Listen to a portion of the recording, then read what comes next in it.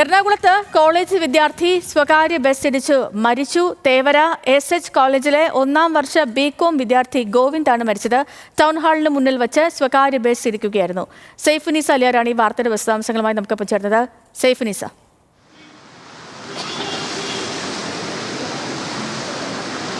സേതുലക്ഷ്മി, ഇന്ന് രാവിലെ 8:45 കൂടിയാണ് ഈ അപകടം ഉണ്ടായത്. എറണാകുളത്ത് നിന്ന് കല്ലൂർ ഭാഗത്തേക്ക് വരുമ്പോൾ ടൗൺ ഹാളിന് എതിർവശത്തായാണ് അപകടം ഉണ്ടായത്. സ്വകാര്യ ബസ് ഈ സ്കൂട്ടറിന്റെ പിന്നിലേക്ക് ഇടിക്കുകയായിരുന്നു. ഗോവിന്ദ് തേവര എസ് കോളേജിലെ 1ാം വർഷ ബികോം വിദ്യാർത്ഥിയായ 18 വയസ്സുകാരനായ ഗോവിന്ദാണ് ഈ സംഭവ സ്ഥലത്ത് വെച്ച് തന്നെ മരിച്ചത്. രാവിലെ നല്ല മഴയുള്ള സമയമായിരുന്നു. ഒപ്പം തന്നെ റോഡിൽ വാഹനങ്ങളും വളരെ കുറവായിരുന്നു.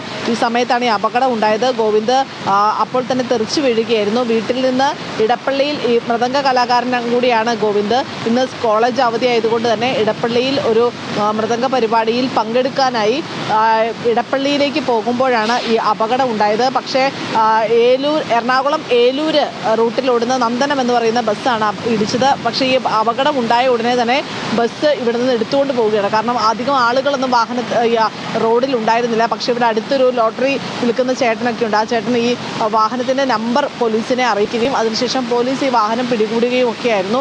ഇപ്പോൾ പോലീസ് ഈ ബസ് കസ്റ്റഡിയിൽ എടുത്തിട്ടുണ്ട്. അവിടെ സ്വകാര്യ ആശുപത്രിയിലാണ് ഗോവിന്ദിൻ്റെ മൃതദേഹമുള്ളത്.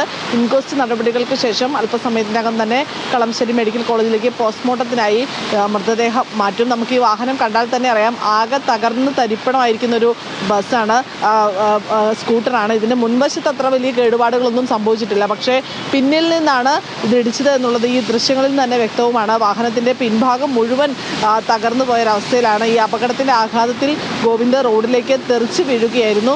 ഗോവിന്ദിൻ്റെ ചെരുപ്പും ഒക്കെ തന്നെ ഇവിടെ കിടപ്പുണ്ട്. റെയിൻകോട്ടൊക്കെ ഇട്ടായിരുന്നു ഉണ്ടായിരുന്നത്. അതുകൊണ്ട് ആദ്യം എടുത്തപ്പോൾ എടുത്ത് പൊക്കാൻ പറ്റുന്നുണ്ടായിരുന്നില്ല എന്ന് ഈ നേരത്തെ നമുക്ക് ബൈറ്റ് തന്നൊരു ചേട്ടൻ പറയുന്നുണ്ടായിരുന്നു.